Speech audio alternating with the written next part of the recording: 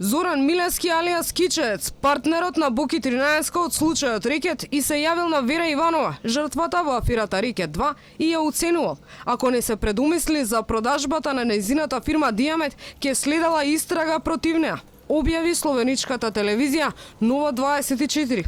Во текстот се наведува дека откако Иванова не подлегнала на притисоците и ја продала компанијата на швеѓаните, само ден потоа обвинителството покренало истрага.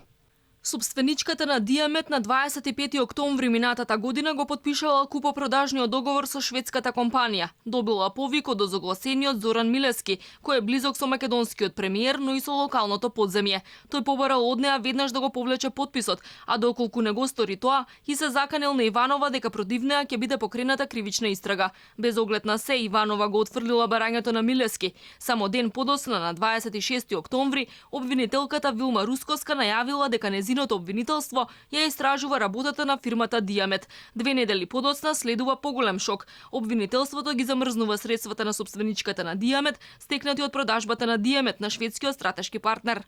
Во текстот на словеничката Нова 24 се наведува ути за сето ова стои желбата на актуелната влада на Зоран Заев за преземање на профитабилни компании, како и дека Кичеец бил во директен контакт со директорот на Фондот за здравствено осигурување Ден Дончев, кого Иванова пак во кривичната пријава директно го посочува како човекот кој нанел милионска штета.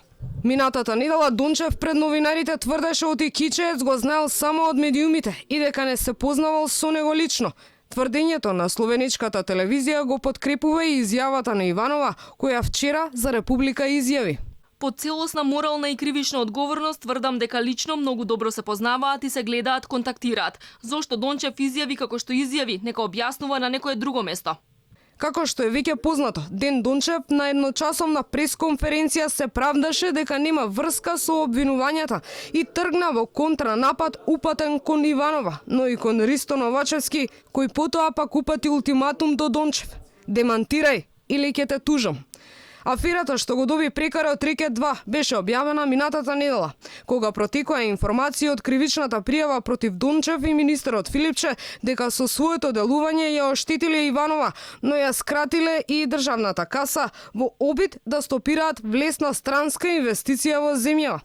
За сега Филипче и покрај притисоците од јавноста молчи за обвинувањата против него.